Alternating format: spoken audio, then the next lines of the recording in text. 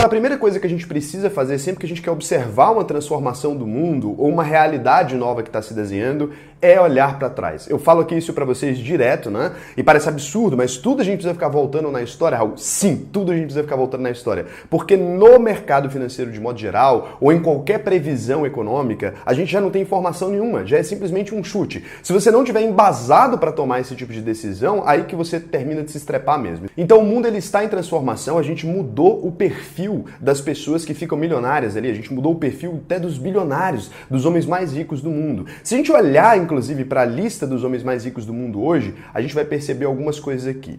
Tem três nomes aqui nessa lista que estão marcados de vermelho.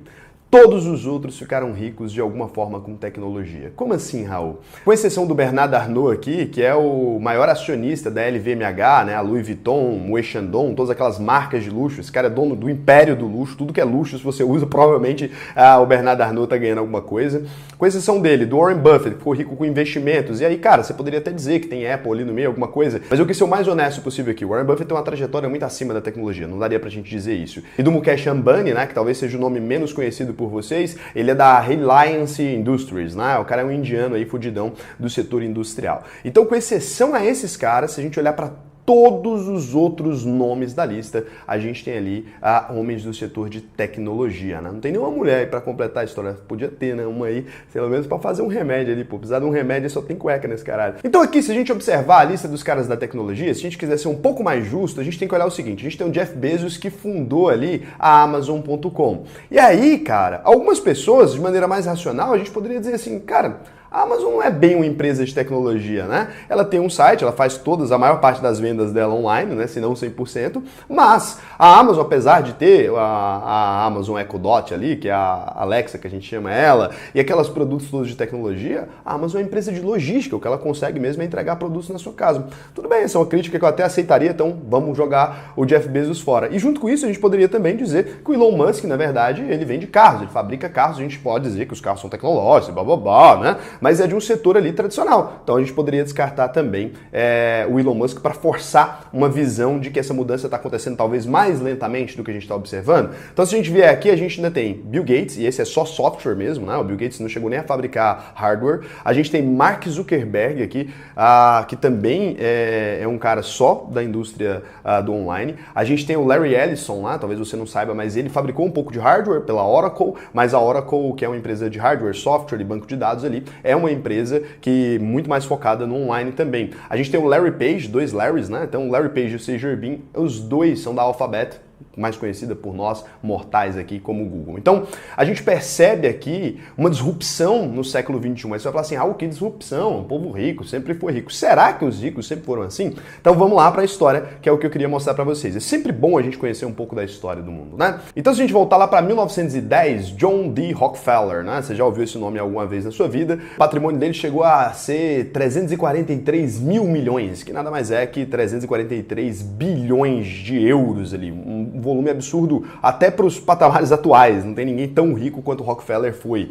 E logo depois disso, os tribunais americanos ali consideraram que a Standard Oil, que era a empresa dele, violava algumas leis ali, ele começou a ter problema. Em 1920 ainda, o John D. Rockefeller ainda era o homem mais rico do mundo. Então você imagina, ele passou 1910, 1920, continuou sendo. Aí, nesse momento, ele começou a fazer filantropia, começou a doar dinheiro, mas mesmo assim, ele tentou erradicar a febre amarela no mundo, começou a financiar, e mesmo assim ele continuava sendo o homem mais rico. Em 1930, a gente não tem nenhuma mudança relevante, diferente de hoje, né? Então, em 1930, John D. Rockefeller, ainda até a morte dele, em 1937, manteve o status de homem mais rico do mundo. E ele só parou de ser o homem mais rico do mundo porque ele tinha filhos, então a fortuna dele, né, acabou sendo compartilhada entre os filhos, e com isso dividiu o patrimônio, e aí deixou de ter um Rockefeller ali sendo o mais rico do mundo, mas continuou entre os mais ricos do mundo ali na época, a família dele inteira. O patrimônio dele dividido por 3 ainda deixou eles extremamente ricos, muito ricos mesmo. Então, John D. Rockefeller ficou por 30 anos nesse status. Olha que louco, hoje em dia a gente tem uma mudança às vezes no mesmo dia de uma pessoa mais rica que a outra. Então a gente vem aqui para outro cara, Henry Ford.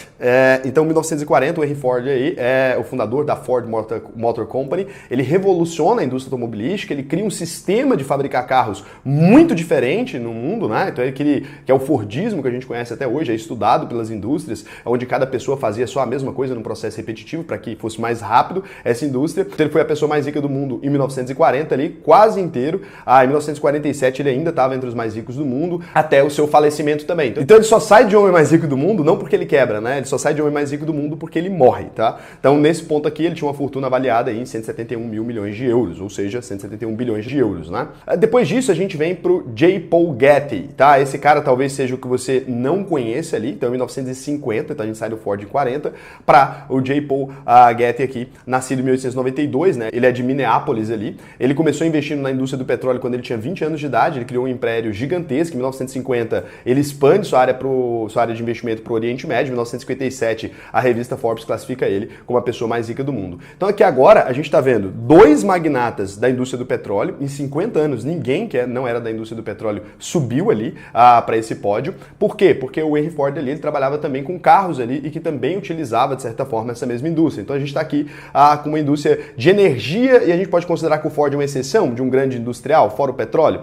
Então a gente tem ainda o J. Paul Getty em 1960. Olha quanto tempo o petróleo passa sendo a principal fonte do século XX ali de riqueza, né? Ele manteve o controle da indústria petrolífera dele, volta a ser classificado como um dos homens mais ricos do mundo, mas se mantém. Praticamente aqui está só mantendo o mesmo nome. Então em 1970 a gente ainda tem o J. Paul Getty como o homem mais rico do mundo. Não muda nada. Olha o quanto que era estabelecido, né? Petróleo, petróleo, petróleo. Teve um cara da indústria automobilística ali, petróleo, petróleo, petróleo, petróleo. E o mesmo cara. A concentração de renda era muito expressiva ali. Então, o J. Paul Getty, ele tá aqui de boa ainda, em 1970. Tem umas notícias dessa época, quando você vai procurar. O neto dele vai sequestrado em Roma e o cara, mesmo tendo esse tanto de dinheiro, murrinha que só uma porra, se recusa a pagar o resgate ali, né? O neto dele foi sequestrado em Roma. E aí, assim, nada mudou na vida dele até 1976 também. Ele morre e aí ele tava ali com 22,6 bilhões de euros na conta, então ele morre e ele é substituído logo depois pelo Yoshiaki Tsutsumi, tá? É o primeiro japonês que você vê na lista aqui. Todas as notícias que você vê hoje em dia, né, falando de China, Império, tarará, o Japão era isso na década de 80, 90 ali. Então o Japão era esse lugar prometido, o país que ia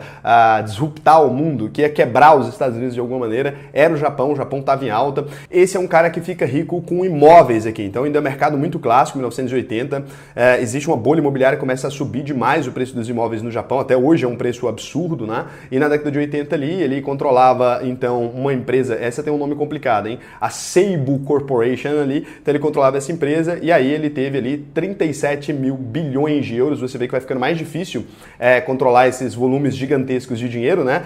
O homem mais rico do mundo começa a ficar cada vez mais pobre ali, nominalmente pelo menos, né? O dinheiro era mais valioso ainda antes e os caras tinham mais concentração, vai ficando cada vez mais difícil sustentar essa concentração tão absurda de dinheiro que existia nesses bilionários de outra época. E aqui, cara, quando a gente entra, enfim, na década de 90, agora começa o samba das cadeiras. Você vai ver que não existe mais império estabelecido a partir do momento que a gente entra no setor de tecnologia. Era isso que eu queria que você entendesse, essa virada de chave. Então, 1990, o Bill Gates é o fundador da Microsoft, você conhece, ele ocupa o primeiro lugar da lista da Forbes e em 1995 ele tinha ali algo em torno, né, de 11 bilhões de euros ali, então ele estava com uma fortuna realmente relevante.